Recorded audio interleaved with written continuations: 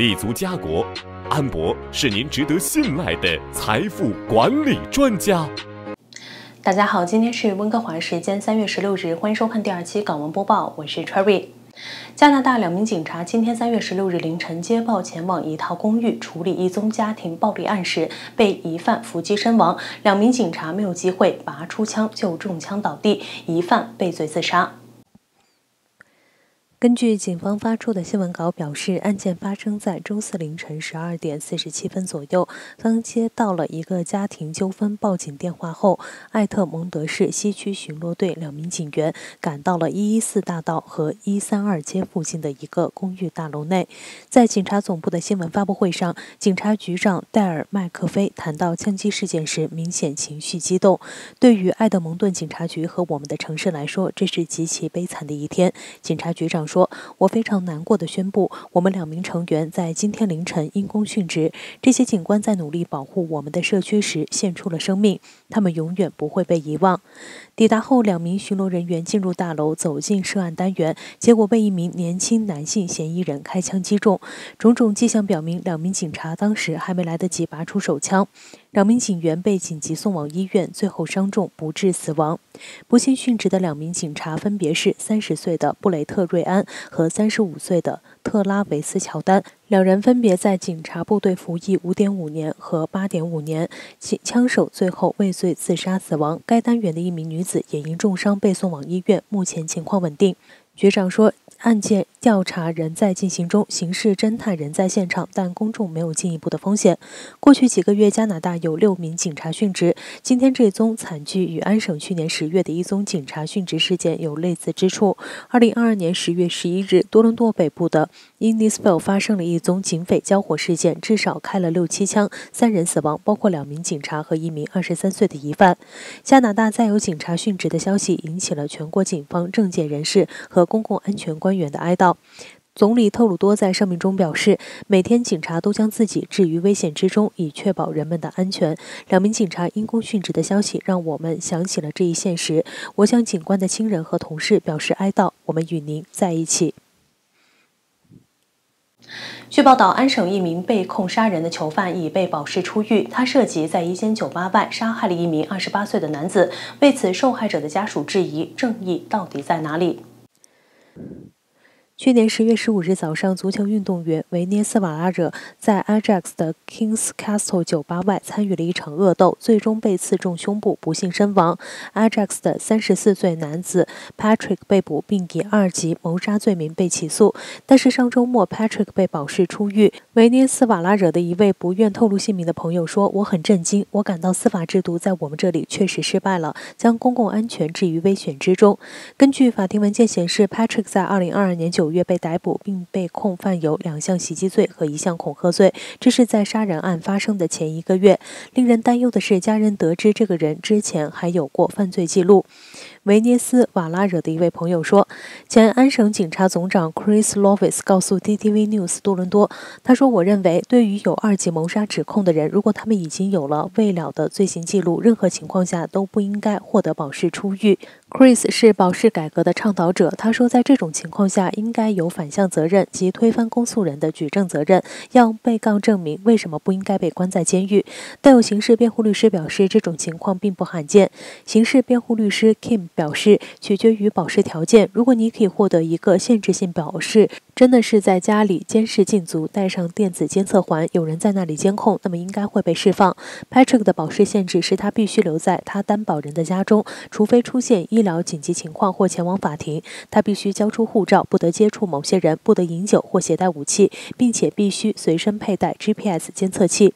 但 Chris 对这些规定的有效性提出了质疑，称如果有人决定遵守这些规定，那么这些规定很好，但是犯下暴力犯罪的人通常不遵守规定，否则他们就不会犯下暴力犯罪。认识维涅斯瓦拉惹的人感到失望，他们对司法体系失去了信心。Patrick 将于3月27日再次出庭，指控尚未在法庭上被证明。加拿大2种最贵的海鲜产品今年继续降价，其中雪蟹的价格去年因美国需求大减而暴跌60%。但有分析人士认为，业界今年有望摆脱低迷的困境，人为出售的冷藏雪蟹却是拖累利润的主要因素。至于龙虾，受美中贸易战拖累，出口价值将持续走低，但数量将回升。本周到美国波士顿参加北美最大海产贸易展的加拿大雪蟹加工商依然忧心忡忡。斯高沙省布雷顿角雪蟹加工商高级运营经理麦克莱恩表示，去年艰苦经营可能是雪蟹行业面临最艰难的一年。雪蟹去年销量骤减，价格暴跌60%，部分原因是美国消费者因应通胀而不再购买高档海鲜，结果导致大量最昂贵的雪蟹被送进了冷藏库。麦克莱恩在北美海鲜博览会上接受访问时称，今年初售价很高，但随着时间推移，市况慢慢变差，雪蟹销情极其困难，而这一情况一直持续。龙虾去年也大受打击，价格大跌30%，加拿大活龙虾的出口价格也下跌，但数量实际上略为回升。斯高沙省市联食品有限公司销售经理 Kelly 在波士顿指，每周多达800吨活龙虾从哈利法克斯和蒙克顿空运到中国，预计会有更多包机。他说，从加拿大出口数据来看，去年在中国的销量增长15%，因此大家都认为将持续增长。尽管加拿大的出口价值去年回落，但它依然高出美方的2倍。萨克顿将此归咎于前美国总统川普发起的对中国的贸易战。他指，加美两国最初在中国的市场份额相若，但目前美方已大减25%。随加拿大大西洋地区春季雪蟹和龙虾捕捞季节来临，他相信龙虾的未来销情理想，因为生产商限制产量意味没有真正的库存。最近 Zillow 的一项调查发现，10个首次卖房者有9个觉得，如果他们做一些不同的事情，他们的房子可以卖得更多。在我们即将迎来1年中出售房屋的最佳时机之际，如果你正在考虑将房屋挂牌出售，这些建议可能会有所帮助。这些发现是基于对过去2年中完成交易的首次卖家的调查。11月的调查包括2000多名成年人。即使在一个真正强大的卖方市场，人们依然会有遗憾。Zillow 房屋趋势专家阿曼达·彭德尔顿说，他们会在事后怀疑自己的决定。根据 Zillow 的数据，在全国范围内将房屋挂牌出售的最佳时间是4月的后半月。以下是近期卖家的4个遗憾，房主们在今年春天挂牌之前应该可以注意一下。1. 没有一个成功的定价策略。为了让你的房子得到最好的交易，你要以最具竞争力的价格上市。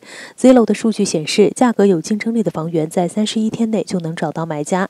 与此同时，其他房屋在市场上徘徊的时间中位数为73天。要想知道你的房子现在在市场上可能值多少钱，可以看看你所在地区的同类房子在过去6个月的销售。要获得一个好的独立评估，也可以帮助设定预期。2. 忽视路边的吸引力。为了增加你的房屋价值，你可能想进行一些投资，以改善第一印象。